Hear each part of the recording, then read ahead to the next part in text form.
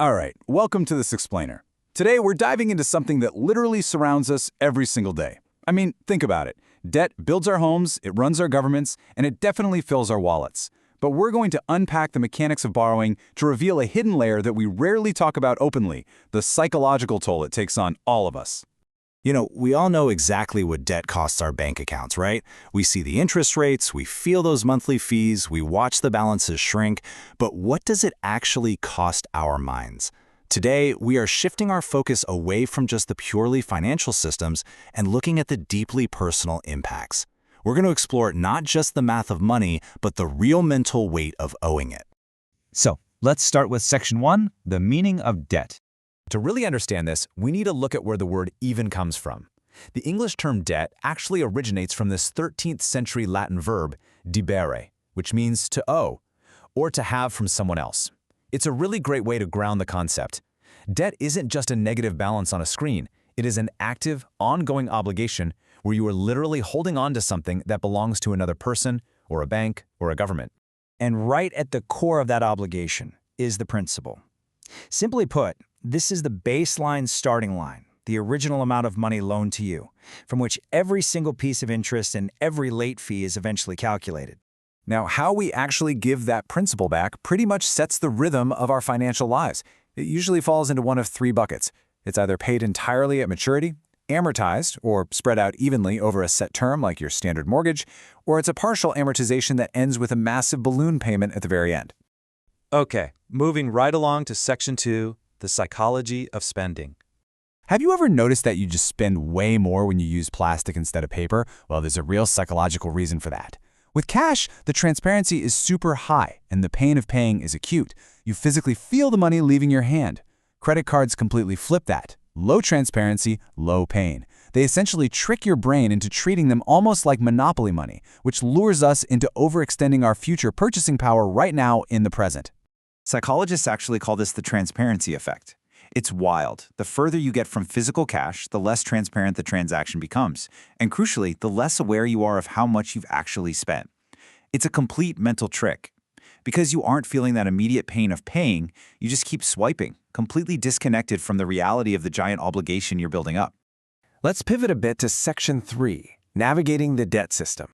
Because here is the thing, whether you're just an individual trying to buy a car, or you're a massive corporation, or even an entire sovereign nation, you are constantly being watched and graded.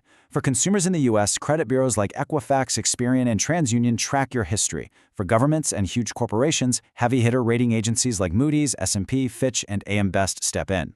They use these incredibly rigid scales to bluntly assess your ability to honor your obligations. Ultimately, your score dictates your financial freedom. To put some perspective on how this works, think about the number 1.6%. That is the approximate default risk for bonds rated B by Moody's, what a lot of people call junk bonds.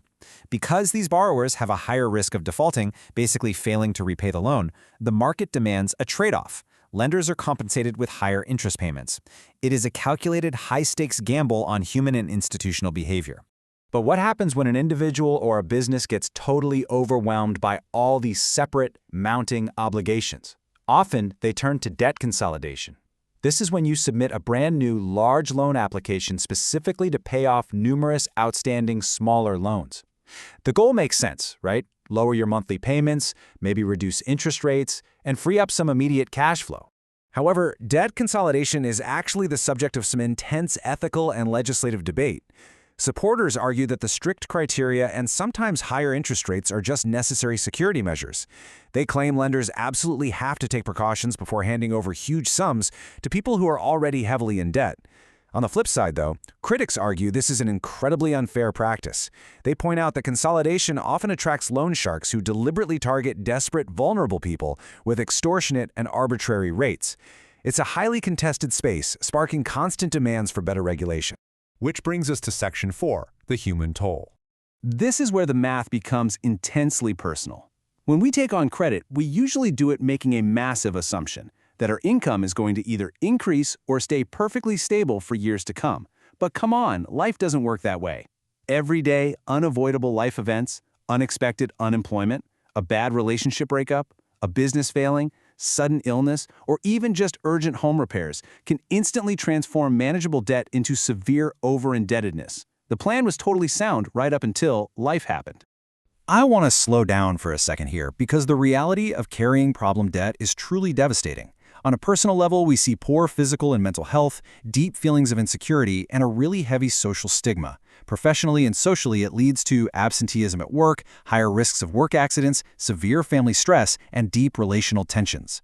It can even lead to someone being completely shut out from basic financial services. It's like an all-encompassing pressure cooker that affects literally every single facet of a person's life. And when people are excluded from those basic financial services, or when they just can't get affordable credit, they naturally turn to the people they love. Back in 2011, 8% of households in the European Union reported being unable to repay informal loans from friends or relatives. Think about that for a second. When you can't pay back a bank, you damage a credit score. But when you can't pay back a relative, you damage your family. The relational strain is absolutely immense. And this can spiral into an absolute peak of distress. A study by the Center for Homelessness Impact and the University of Bristol hit the nail on the head with this conclusion. They stated, problem debt is a systemic driver of homelessness. Debt can damage people's mental and physical health, reducing their ability to engage with services and landlords. I think this brilliantly illustrates that debt isn't just a financial issue anymore, it is a fundamental public health and housing issue. It quite literally strips away a person's capacity to simply function within society. So, I want to leave you with a final thought. We started out by looking at the Latin root of debt, to hold something belonging to another.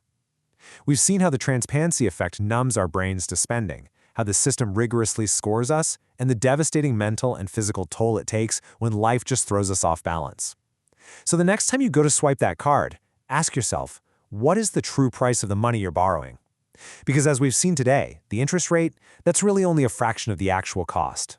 Thank you so much for joining me for this explainer, and I hope it leaves you with a powerful new perspective on the psychology of debt.